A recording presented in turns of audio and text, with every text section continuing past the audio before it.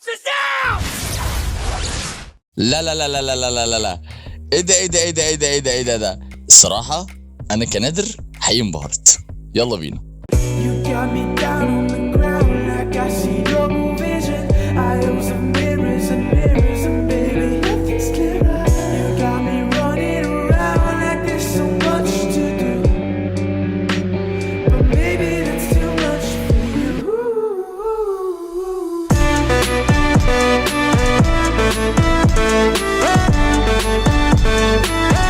ايه يا حبايبي، فين وحشتوني؟ لسه فاكرني ولا نسيتوني؟ shout out لمن عناية. Hi guys, welcome back. Nader is here finally. The king is back. راجعين النهارده بحلقة جديدة وفيديو جديد هنراجع فيه ونعمل ريفيو شاملة كاملة، وانا اصلا لوحدي حملة لفيلم اولاد رزق النسخة الامريكية Fast X. What the hell is this? Friday, what are they firing at? Something just entered the upper atmosphere.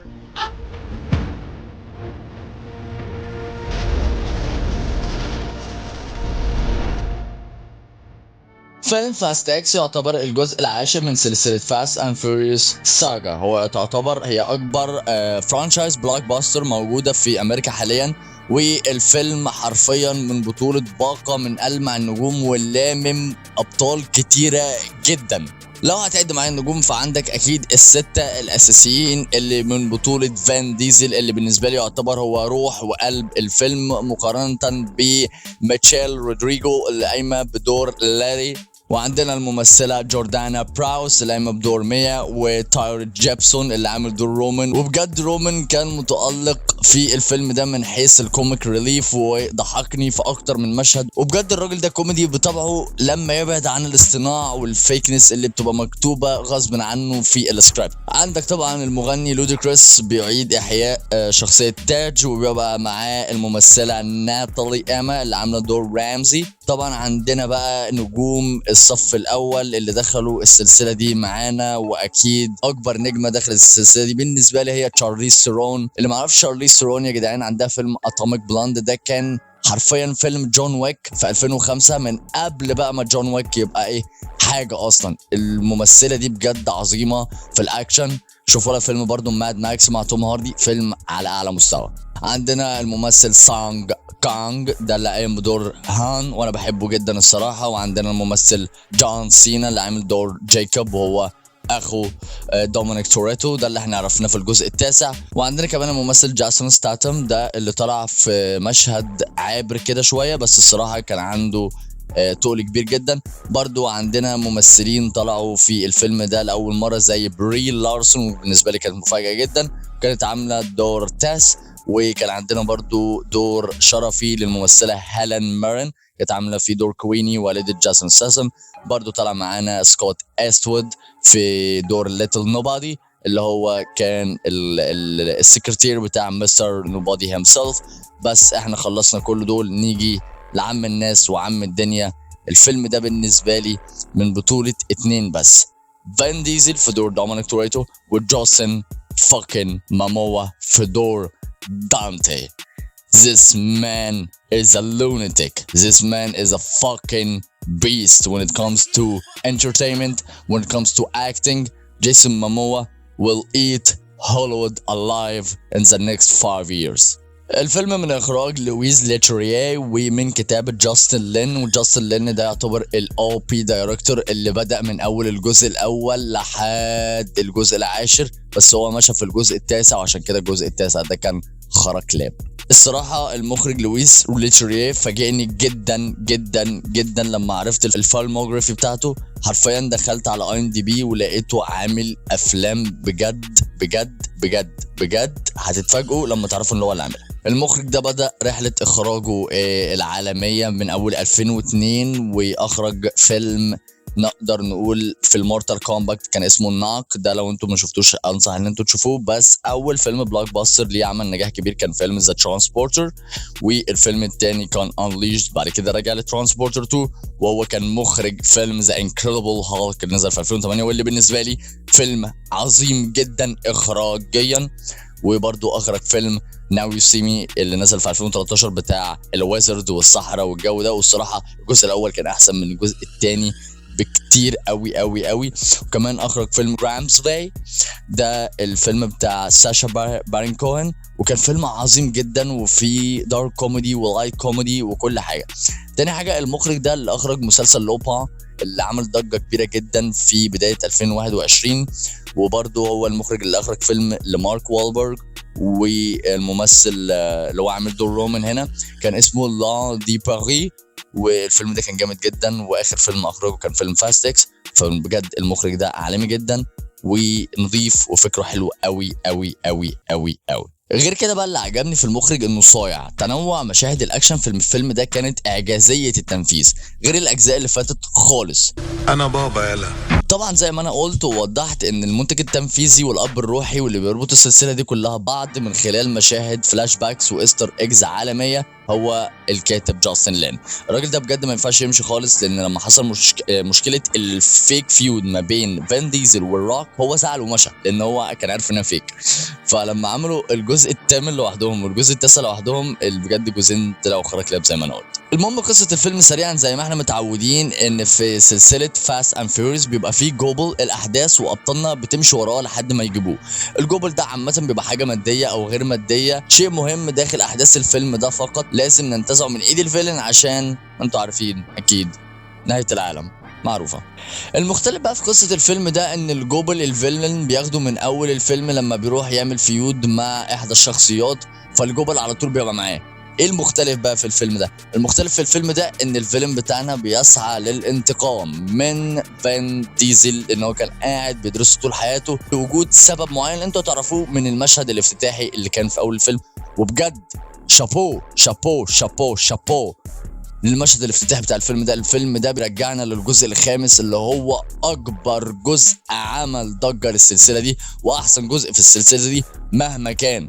مفيش اي فيلم هيجي هيعدي الجزء الخامس والامباكت اللي عمله الجزء الخامس على الساقه دي، وازاي الجزء الخامس طلعها للنور ووداها للعالميه والانترناشونال سكسس. فلو هنيجي ونتكلم عن اجابات الفيلم سريعا، الفيلم حلو قوي ممتع قوي. ساعات الواحد بيبقى محتاج فيلم اكشن محترم تفكس فيه من الحياه ساعتين كاملين، كل ده موجود في الفيلم ده. انا بجد دخلت الفيلم ده مرتين في السينما لان احساس الفيلم ده ان هو يبعدك عن مشاكل وعباء الحياه بجد عالي قوي قوي قوي قوي قوي. وبجد مشاهد الاكشن سينز والاكشن سيكونسز في الفيلم ده كانت جديده وفيها كده فن في التفكير والتنفيذ. فكرني بمشاهد الاكشن بتاعت فيلم جون ويك 4 واللي بالنسبه لي هو افضل فيلم اكشن في 2023 لحد دلوقتي. بس اكشن فاست اكس كان مختلف ومتنوع اكتر. اي نعم البيس في جون ويك كان افضل بكتير، البيس ده هو رتم وسرعه ايقاع المشهد وربطهم ببعض. في فاست اكس ما حدش كان بيعرف يعمل الحوار ده، بس عامه في فاست اكس كان مختلف ومتنوع اكتر. لو اخدتوا بالكم من مشاهد الاكشن كانت بتمشي في سيكونس معين بتقسم فيه شخصياتنا لفئات. اصبح عندنا ليتي ودام الباور كابل، دول فئه لوحدهم، وعندنا فئه الهاكر المتمثلين في رامزي وتاج، دول برضو كانوا فئه لوحدهم. فئه الكوميك ريليف المتمثله في رومان وكان بيجي معاه هان شويه، وفئه التشيل جاي ده برضو هان وجاسون ستاسم. كان في هاند تو هاند كومباكت، كان حركات جاسون في تنفيذ حركات الاكشن ومشاهد الاكشن مختلفه عن اي ممثل تاني.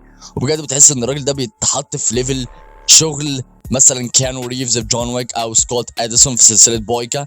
وبجد المخرج بجد انا بحترم جدا ده في المخرج، انه يبقى قادر يبين كل ممثل بالشكل المحترم ده ويديله حجمه ومشاهده ووقته بالطريقه دي، يفهمك ان هو صاحب عقليه تقيله قوي في الاخراج، والاهم من كده انه عنده leadership material features. عد معايا عندك كم ممثل صف اول في الفيلم ده وكلهم طلعوا بافشخ صوره ممكنه، منهم فين ديزل، شارليز ثيرون، جاسون ستاسم، وعندك كمان الروك. فبجد المخرج ده انا مش عارف هو عمل كده ازاي بجد والله. وعشان كده احب اشيد بالمخرج قوي، والاكتر منه بقى اللي انا احب اشيد بيه واديله حبه كلام حلو شويه هو السينماتوجرافر. بجد السينماتوجرافر ابدع في استخدام زوايا الكاميرا المختلفه، واستخدم ستيدي كام اللي هي الكاميرا الثابته في المشاهد الصح، واستخدم الشيكي كام في مشاهد الغضب والريج ودي كانت اكترها مع فان ديزل، واستخدم الدرونز في مشاهد السباق والعربيات. اي مشهد كان فيه عربيه كنت هتلاقي الدرونز بتروح من هنا لهنا، بعد كده بننقط من كاميرا عاديه لكاميرا تشيكي لكاميرا مش عارف ايه لكاميرا درون. بجد استخدم التكنيك ده للماكسيمم ومفيش فريم السينماتوجرافر لم يبدع فيه انه يطلعه كلوحه فنيه، وده كلام كبير قوي على فيلم تافه بحجم فاست اكس الصراحه يعني. بس عامه افلام البلاك باسترز بيبقى مصروف عليها جامد، فلازم الحاجات التقنيه دي تبقى على اعلى مستوى، وده حقيقي. الجزء ده انا حبيته جدا وداخل دماغي قوي، بس احنا ناسيين اهم تقني في الفيلم ده وهو الاديتور، المونتير يا شباب. انا حبي للسينما بدأ بسبب حبي للمونتاج نفسه، غير ان شغلتي الاولى في حياتي هي مونتير فريلانسر. الراجل ده يا جدعان بجد عالمي. شوفوا القطات اللي على الفريم بالظبط، خصوصا في مشاهد الفلاش باكس، وازاي الاديتور كان صايع في ربط الاحداث ببعض بشكل اكتر من ممتاز عشان يسهل على المشاهد فهم الاحداث بشكل بسيط. طبعا دي عقليه ورؤيه المخرج اكيد، بس تنفيذ الاديتور كان عالمي فيها، خصوصا في مشهد اكاد اجزم لك انه طلع عين امه، وهو مشهد احنا بنسميه في لغه السينما الوان تراكنج كونتينوس فليكس كات. مشهد الكوبري لما ابدع في تراكنج وماسك تحريك الكاميرا وخلاها تدخل جوه اجزاء العربيه، وبيعمل اكتر من ترانزيشن في الثاني في الثالث. لا بجد انا حقيقي اتكيفت، وحقيقي اديتور ممتاز، واتمنى اوصل لمستواه في يوم من الايام. احنا اتكلمنا على كل حاجه تقنيه، تعالوا نتكلم على الشخصيات والتمثيل شويه. بصوا يا شباب، فين ديزل ما بيعرفش يمثل، وده كده بس بيجي في شخصيه دام بجد بحسه انه حد تاني خالص، لان الكاركتر مكتوبه عليه، مكتوبه له هو شخصيا. فين ديزل في الحياه الواقعيه شخص دلدول ومهزأ جدا، بس بيتحول وهو دام، ودي حاجه اقدر اشيد له بيها بجد، لانه قلب وروح الفيلم والسلسله بشكل عام زي ما قلت في اول الريفيو. بس بالنسبه لي طبعا قلب وروح العالم ده كله هو بول ووكر، وفين ديزل بالنسبه لي بيجي بمحاذاه ذا روك. بس انا مش هتكلم عن اي حد، لان الكل بالنسبه لي كان تمثيله من عادي المقبول. الوحيد اللي خطف انظاري وبجد عمل شخصيه اوت اوف ذا بوكس خالص، كان مختلف بحق الله، هو جيسون فريكن ماموا. الواد ده ايه، جن ساحر شيطان يعني، شخصيه متخلفه عقليا وعبثي وفوضوي في شكله، ولكن لما يجي لتنفيذ افكاره داخل احداث الفيلم حقيقي شيطان. هو كان ملقب بالاسم ده داخل الفيلم لما تشارليز ثرون ذكرت لدوم انها she met the devil today، انها قابلت الشيطان في اليوم ده. حصل كذا مشهد لجيسون ماموا كنت بضرب كف على كف وبقول انت ازاي يا ابني متحكم في الشخصيه كده. الشخصيات دي يا جدعان بتبقى من اصعب الشخصيات في التمثيل، ان انت تبقى اهبل من بره بس ده هي من جوه. جيسون ابدع بجد، واحب اقول له شابو شابو شابو شابو يوسف الشريف بامانه يعني. الفيلم كان مليان استر اكس زي ما انا قلت، بسبب ان الدي او بي او الدي بي دايركتور جاستن لين هو اللي كان بيربط الاحداث ببعض. بس اكتر فيلم كان فيه فعلا اوماجز كان هو الجزء ده، بيدي اوماجز الجزء الخامس وبيجيب منه مشاهد كتيره جدا عشان يربط القصه ويوريك قد ايه الريفنج كان صعب جدا على شخصية داستي. أكبر اوماج وأكبر بالنسبة لي مفاجأة هي النقلة بإضافة الممثل ذا روك اللي هو نجم الأكشن الأول في العالم حاليا، لما ضافوا له الجزء الخامس ولما عملوا مشهد فلاش باك للروك أنا عرفت إن هيحصل مفاجأة كبيرة جدا. وأحب أقول لكم لما يجي تتر النهاية ما تقومش من السينما، عشان في مشهد جامد جامد جامد فشخولة بأمانة في آخر الفيلم بعد ما كل حاجة تخلص، وبجد كاريزما ايه وحلاوه ايه، والجزء الجاي هيبقى اخر جمال ودلال وضرب نار للصباح الباكر. الخلاصه يا شباب ان الفيلم كان حلو جدا وانصح بمشاهدته في السينما، وبالنسبه لي مستواه يجي في المرتبه الرابعه بين ترتيب جميع افلام الفاست ساجا، واللي هيبقى ليها فيديو قريب ان شاء الله هنرتب جميع افلام فاست اند فيوريوس من الاسوأ للافضل. فيلم فاست اكس فيلم ادى دم جديد للسلسله واحياها بعد تخبط كتير قوي، ورجع الناس للسينما من تاني، وده بسبب شعبيته الكبيره. بس بعيد عن النقطه دي الفيلم بجد كان ممتع قوي ومختلف ومتنوع في الاكشن. ولو اخدتوا بالكم ان اكتر كلمه استخدمتها في الريفيو دي كانت التنفيذ execution. المخرج بجد علق على كل اللي قبله، عشان كده ده تاني احسن فيلم من حيث الاخراج والمونتاج والسينماتوجرافي، ويظل فيلم المخرج العالمي ديفيد ليتش محتل المرتبه الاولى في نظري بفيلم هابز اند شو. بس انا بالنسبه لي فيلن الفيلم ده افضل بكتير، احداثه مترابطه ومتصله اكتر ببعضها، وكل الشخصيات المسانده دخلت بشكل مفاجئ ومحترم زي دخلات المصارعين كده، وده ادى بونص كبير لفيلم اسمه فاست اكس. بالمناسبه يا شباب الفيلم ده متقسم ل 3 بارتس، ل3 اجزاء، بمعنى ان ده فاست اكس بارت 1 ناقص بارت 2 بارت 3. التاني هيبقى صراع ما بين الروك وجاسون ماموا، بس الاسباب هتعرفوها في الفيلم. واظن في الفيلم ده هيظهر جاسون ستاثام، لان الظاهر ان عاد ظهور جاسون داخل السلسله مربوط بوجود الروك في الفيلم نفسه. واظن في الجزء الثالث the family will gather together for one last time. اريوس. وعشان كده يا شباب تقييم الفيلم فاست اكس هو 7.5 من 10. شكرا لكم يا شباب على المتابعه والمشاهده. كان معاكم نادر الشرف. اتمنى الحلقه تكون عجبتكم. لو الحلقه عجبتكم ما تنساش تعمل لايك، تعمل شير، تشترك في القناه وتفعل جرس التنبيهات. لو عايز تتابعنا على جميع السوشيال ميديا هتلاقي اللينك تحت في الديسكربشن اسمه لينك تري، دوس عليها هتوريك كل السوشيال ميديا بتاعتي. ما تنساش تشارك القناه ما بين جميع اصحابك عشان تكبر بشكل اكبر واكبر. تابع حلقاتي القديمه واستنى حلقاتي الجديده. كان معاكم نادر الشرف. Until next time I hope you all have a wonderful day. Adios.